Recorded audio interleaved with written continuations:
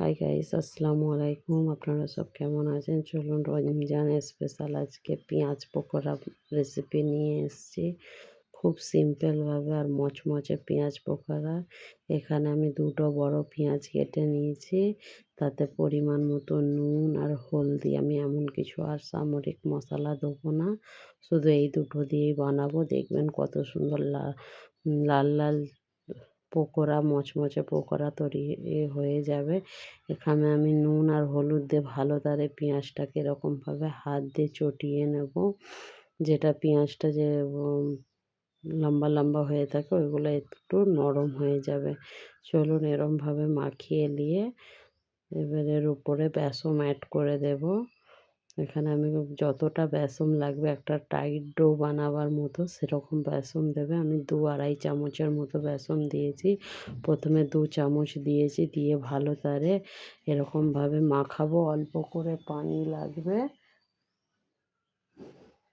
অল্প করে পানি লাগলে দেব। একটুখানি পানি লেগেছিল আমার, চলো দেখাচ্ছি কতটা লেগেছিল। আর আপনারাও সব রমজান মাসে কেমন কাটছেন, কি করছেন প্লিজ কমেন্ট করো। দেখতেই পাচ্ছেন আমি অল্প করেই পানি দিয়েছি, বেশি দিই না। আর বেসনও আমি বেশি দিই না, একটু পেঁয়াজের ভাগটা আমি বেশি রেখেছি, বেসনের ভাগটা আমি কম রেখেছি। চলুন এরকমভাবে মাখিয়ে নিয়েছি, মাখানো কমপ্লিট হয়ে গেছে। এবার আমি তেল গরম করতে দিয়ে দেবো। তার আগে একটু ধনে পাতা আর কাঁচা লঙ্কা, ধনে পাতাটা আমি একটু বেশিই দিলাম, কেন আমাকে ফ্লেভারটা খুব ভালো লাগে আর পেঁয়াজ পকোড়ায় আরও সুন্দর লাগে। আর ঝালের জন্য আমি একটা কাঁচা মরিচ দিয়েছি, আপনারা চাইলে একটা দুটো দিতে পারেন।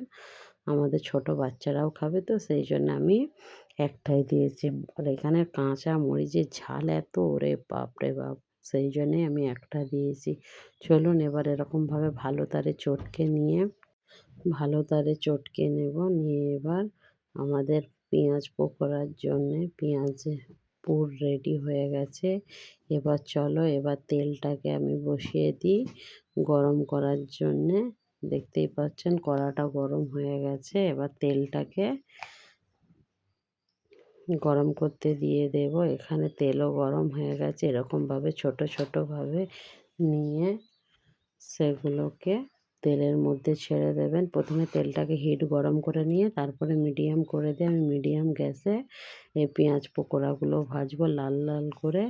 যতক্ষণ না লাল হচ্ছে ততক্ষণ এরকমভাবে ভেজেই যাব। চলুন কেমন লাগছে আমার ভিডিও প্লিজ কমেন্ট করো। আর আপনাদেরও রমজান মাসে কেমন কাটছে, কী স্পেশাল বানাচ্ছেন প্লিজ কমেন্ট করো। আর আমার এই ভিডিওটা আপনাদের সিম্পলভাবে ঘরের যা সামরিক থাকে তাই দিয়েই বানিয়েছি। দেখুন কেমন দোকানের মতো মচমচে পেঁয়াজি হয়ে যাবে, যেটাকে পেঁয়াজিও বলতে পারো, পেঁয়াজ পকোড়াও বলতে পারো। চলো এবার লাল লাল করে ভেজে নেওয়া যাক। দেখুন কেমন লাল লাল করে ভাজা হয়ে গেছে। এবার তুলে নেব। এবার বাকিগুলো সেম প্রসেসরে ভেজে নেব। চলো বাকিগুলো সেম প্রসেসরে ভেজে নিচ্ছি লাল লাল করে। একদম ইজি এবং টেস্টি পেঁয়াজ পকোড়া। আপনারা পারলে একবার হলেও বাড়িতে বানিয়ে এরকমভাবে দেখবেন।